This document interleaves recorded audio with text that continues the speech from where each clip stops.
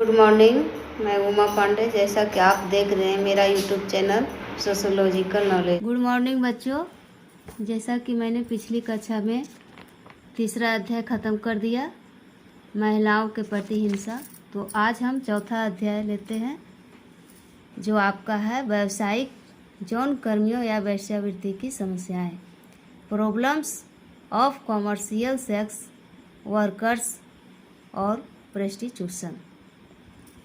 यानी व्यावसायिक यौन कर्मियों या वेश्यावृत्ति की समस्याएं, इनकी क्या समस्या है और यह कैसे उत्पन्न होती है।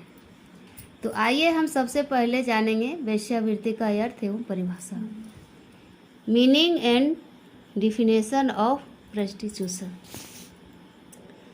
तो बच्चों, वास्तव में वेश्यावृत्ति का इतिहास उतना ही पुराना है जितना मानव के सामूहिक जीवन का इतिहास। यह सभ्यता के प्रत्येक स्तर पर तथा प्रत्येक समाज में विद्यमान रही है।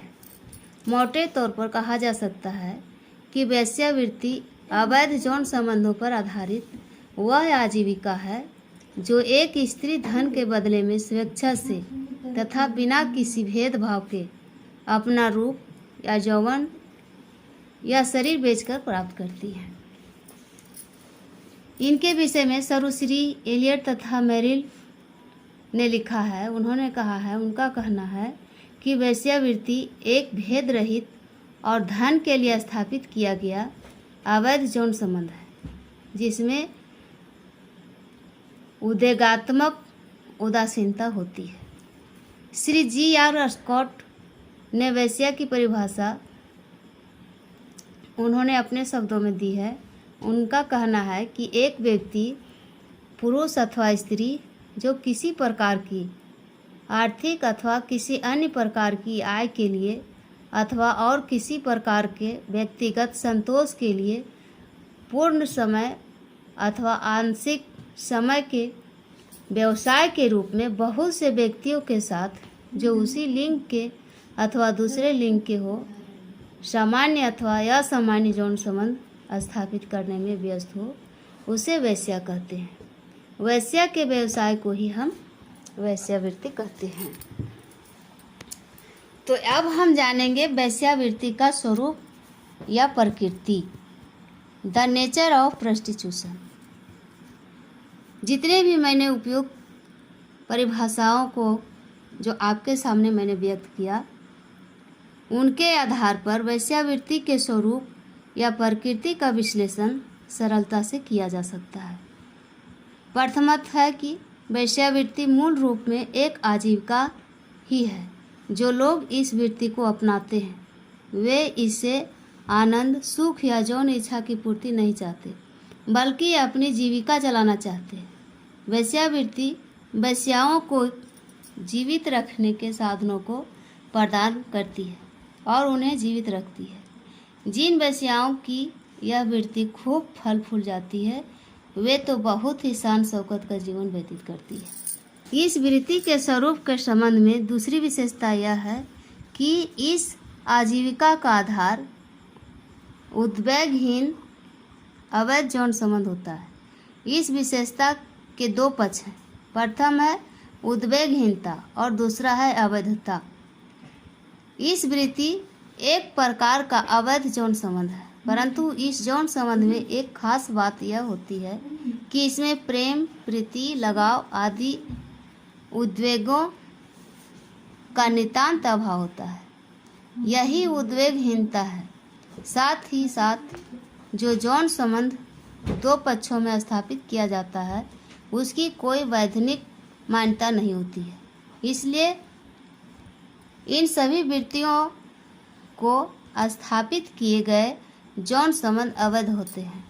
इस प्रकार अवैधता तथा उद्वेगहीनता इस वृत्ति की दो उल्लेखनीय सामान्य विशेषताएं हैं। इस प्रकार इस वृत्ति के स्वरूप की तीसरी उल्लेखनीय विशेषता धन या पैसा कमाना है। इस वृत्ति यौन संबंध का उपयोग आर्थिक लाभ या आर्थिक उद्देश्य की पूर्ति के लिए अर्थात धन कमाने के लिए करती है। दूसरा पक्ष जब पैसा खर्च करता है तभी उसे इसका साहचर्य तथा उसे संभोग करने का अवसर मिलता है।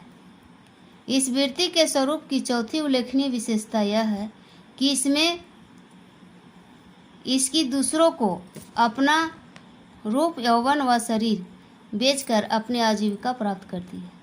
अर्थात ऐसे वृत्ति का अपना रूप, यौवन व शरीर व साधन होता है जिसे कि आजीविका या पैसा कमाने के लिए काम में लगाया जाता है। तो इस वृत्ति के स्वरूप की पांचवी विशेषता यह होती है कि इन लोग दूसरों को जो अपना रूप, यौवन या शरीर बेचती है उसमें बाध्यता नहीं होती है, अर्थात वह स्वेच्छा से ही ऐसा करती है। यद्यपि यह बात उन लोगों के लिए लागू नहीं होती है जिन्हें कि अपने मालिकों के निर्देशानुसार अपने को दूसरे के हवाले करना पड़ता है। तो इस वृत्ति के स्वरूप की अंतिम विशेषता यह है कि ऐसी वृत्ति में जाति, धर्म, प्रजाति, प्रांत आदि का भेदभाव ऐसे लोगों के लिए अर्थहीन है। इन लोगों के बिना किसी भेदभाव के ऊंच नीच, ब्राह्मण, शूद्र, हिंदू, ईसाई, श्वेत, श्याम, युवा, बालक, वृद्ध, स्वस्थ तथा रोगी सभी प्रकार के व्यक्तियों से अपना संबंध स्थापित करती है। वैश्याओं का वर्गीकरण क्या है? Classification of prostitution. जैसा कि काम सूत्र में इन लोगों को 3 भागों में बांटा गया है। गणिका, जो कि 64 कलाओं में दक्ष ऐसी सुंदर स्त्री होती है जिसे राजा और उच्च अधिकारियों से सम्मान मिलता है। रूपजीवी, जिसका रंग अत्यंत सुंदर तथा अंग विन्यास अति आकर्षक होता है, जिसके कारण देखने वाले में यौन इच्छा उत्पन्न हो जाती है। तीसरा है सामान्य वैश्याओं, जो कि सदैव अपने रूप, यौवन व शरीर को बेचने के लिए तथा यौन संबंध स्थापित करने को तैयार रहती है। ऐसे वृत्ति के क्षेत्र में इन लोगों की व्यक्तिगत स्थिति को ध्यान में रखकर अगर उनका वर्गीकरण किया जाए तो उन्हें 3 श्रेणियों के अंतर्गत रखा जाता है। पहला वे श्रेणियाँ आती हैं जो मालिकों के अनुसार इस वृत्ति को किया जाता है और अपनी कमाई का सब कुछ मालिक के हवाले किया जाता है। वे चाहने पर भी अपनी इच्छा में इस वृत्ति को छोड़ नहीं सकती। और द्वितीय श्रेणी के अंतर्गत स्वतंत्र ये सब होती हैं जो कि अपनी इच्छा अनुसार अपने रूप, यौवन या शरीर को बेचती है और उससे प्राप्त मूल्य को स्वयं ही भोगती है। और तीसरा श्रेणी में आकस्मिक इन लोग आती हैं। ये वे होती हैं जिनकी जीविका के अन्य साधन हुए भी वे अपनी आमदनी को बढ़ाने के लिए अपने शरीर को भी बेचती है। दूसरे शब्दों में निर्धनता के दानव की शिकार होकर जो इस वृत्ति को अपनाने को बाध्य होती है, वे ये सब इस तीसरी श्रेणी के अंतर्गत आती है। तो आज हम इतना ही पढ़ेंगे। उसके बाद हम पढ़ेंगे वैश्यावृत्ति के कारक या कारण। धन्यवाद।